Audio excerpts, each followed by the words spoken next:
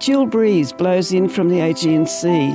The Australian and New Zealand flags flap on the poles. The pre-dawn darkness shrouds the people gathered on the narrow strip of grass at the foot of the rugged cliffs.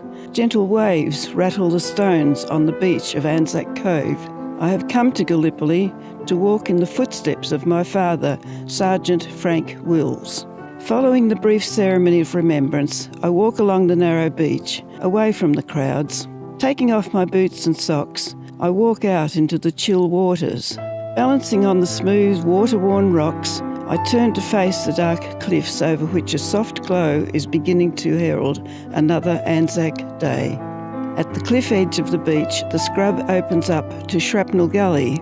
This is where my father landed on Wednesday, the 8th of December, 1915, as part of the 9th Reinforcements for the 7th Battalion. Climbing the cliff face above the gully, he begins to dig a hole for shelter from the Turkish gunfire and shrapnel raining down from above.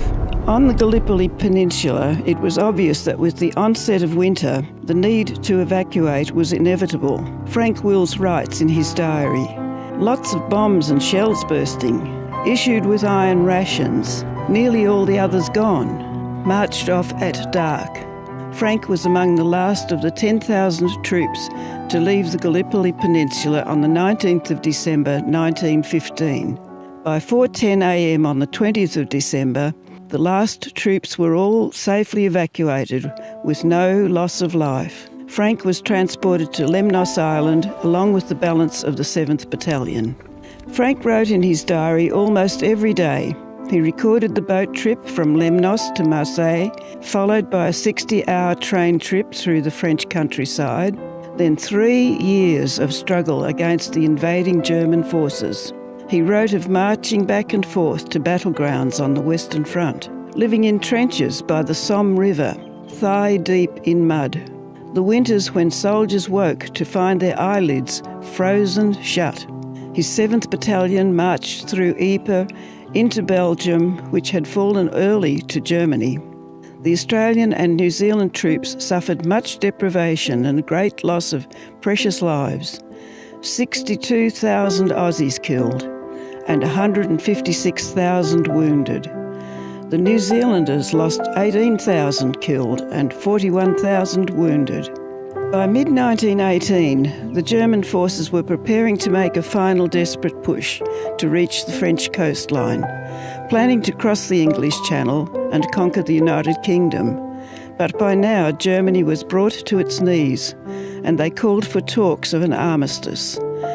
These were held in a train in the forest near Campagne, 60 kilometres north of Paris. The French Allied Supreme Commander, Ferdinand Foch, negotiated with the German delegation, and after 3 days, documents were signed, thus ending 4 years of terrible conflict and loss of life. Foch insisted on the 11th hour of the 11th day of the 11th month of 1918 as the moment when the guns would fall silent. Hear the response from the 7th Battalion history book when troops were notified that the hostilities will cease. This is what they said. The news was quietly received. It seemed too good to be true after all the years of apparently unending warfare. This has been a very brief overview of why we acknowledge this day, now known as Remembrance Day.